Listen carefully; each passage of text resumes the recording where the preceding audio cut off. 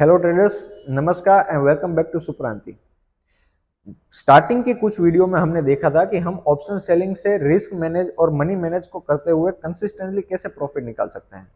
तो पिछली वीडियो में हमने जो बात की कि जैसे मोस्ट ऑफ द पीपल बात करते हैं कि इक्विटी में बहुत ज्यादा पैसा नहीं बनता है या ऑप्शन से ही बहुत ज्यादा पैसा बन सकता है, उसको हम थोड़ा अलग तरीके से कैसे देख सकते हैं और इक्विटी में भी हम चार्ट को अच्छी तरीके से एनालाइज करते हुए क्या लॉजिक लगा के हम अच्छा कंसिस्टेंट रिटर्न निकाल सकते हैं। पिछली वीडियो में हमने शुरुआत की थी इक्विटी ट्रेडिंग से कि कैसे हम चार्ट को देखेंगे।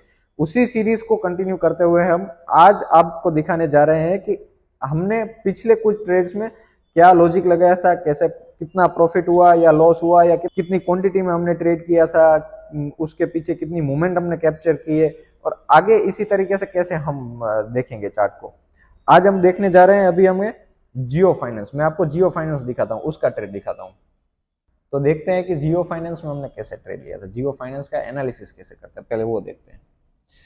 मैं अगर यहाँ पे चार्ट में देख लूँ, ये एकदम प्लेन चार्ट है जो कि जिसमें कुछ भी हमने अभी कुछ नहीं सपोर्ट रेजिस्टेंस लगाए हैं। मैं आपको दिखाता हूँ कि इसमें सपोर्ट रेजिस्टेंस कैसे बनाए जा सकते हैं या मैं कैसे बनाता हूँ।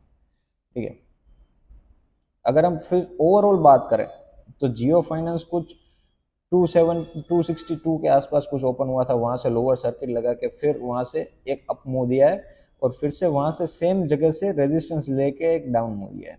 तो हम ये कह सकते हैं कि यहाँ पे एक रेजिस्टेंस था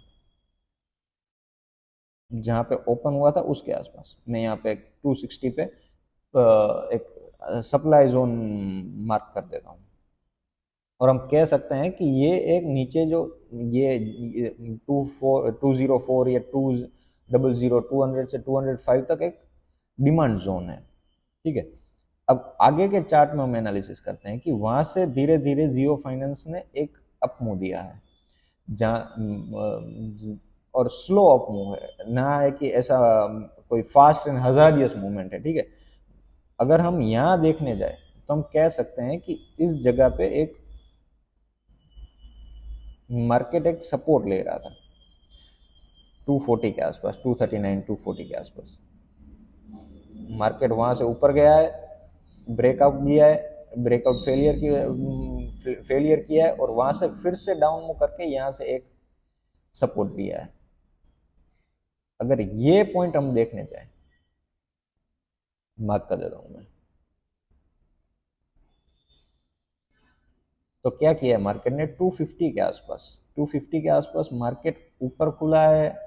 यहाँ से यहाँ एक गैप अप ओपन हुआ है, फिर गैप अप ओपन होकर रेड कैंडल बनाई है। पर अगर हम उसके बाद की कैंडल्स देखें तो अच्छे वॉल्यूम के साथ, इंक्रीजिंग वॉल्यूम के साथ ग्रीन कैंडल्स बनना शुरू हुई है, छोटी छोटी ग्रीन कैंडल्स।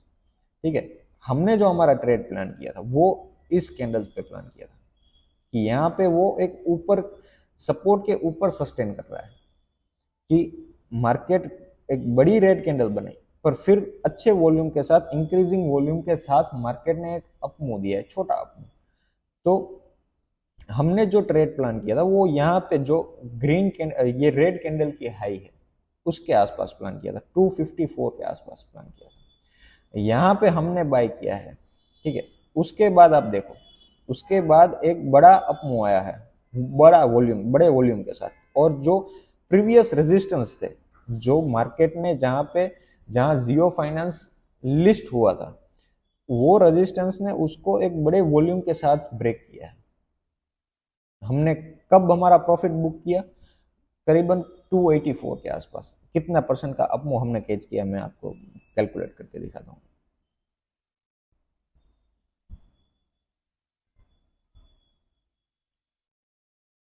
ऑलमोस्ट 12% 12% का मूव हमने कैच किया है कुछ 3 दिनों में। ठीक है, तो आप कह सकते हैं कि ये ऑलमोस्ट एक दिन में एवरेज 4% का मूव। ठीक है, अगर आप ये कैंडल देखो तो वो कैंडल ऑलमोस्ट 14% की बनी है, 14%। ऑलमोस्ट हमने पूरी कैंडल राइट की है, ऑलमोस्ट हम टॉप पे निकले हैं। ठीक है, तो हम कह सकते हैं कि भाई जियो फाइनेंस में जो हमने ये एनालिसिस किया था वो एक छोटे स्टॉप लॉस में हमें बहुत बड़ा प्रॉफिट देके गया, बहुत अच्छा प्रॉफिट देके गया। तो इसी हिसाब से इक्विटी में आप अगर परफेक्ट एनालिसिस करके परफेक्ट ट्रेड लेते हैं तो आपको बहुत छोटे स्टॉप लॉस में एक बड़ा टारगेट अचीव हो सकता है। वो भी ऐसा नहीं है कि इक्विटी में बहुत ज्यादा टाइम लगता है। इक्विटी में आप अगर परफेक्ट एनालिसिस करके परफेक्ट ट्रेड लेते हैं तो छोटे स्टॉप लॉस में बड़ा टारगेट कम टाइम में भी अचीव हो सकता है। तो जैसे कि हमने देखा कि हम इक्विटी में कैसे एनालिसिस करते हुए अच्छा प्रॉफिट बना सकते हैं। तो अगर आपको भी हमारे साथ जुड़े रहना है कि हम कैसे ट्रेड करते हैं, क्या ट्रेड करते हैं, कौन सी इक्विटी में ट्रेड करते हैं, तो आप हमसे ट्विटर, टेलीग्राम, यूट्यूब चैनल और नीचे दिए गए नंबर पे जुड़ सकते हैं। ऐसे ही आगे की वीडियो में हम बात करेंगे कि कौन से स्टॉक में हमने पोजीशन ली, कैसे एनालिसिस किया। जैसे हमने अभी आपको देखा है कि क्या कैसे एनालिसिस करते हैं, वैसे ही आपको ये सीरीज में, इक्विटी की सीरीज में देखने को मिलेगा कि इक्विटी में हम कैसे प्रॉफिट कमा सकते हैं।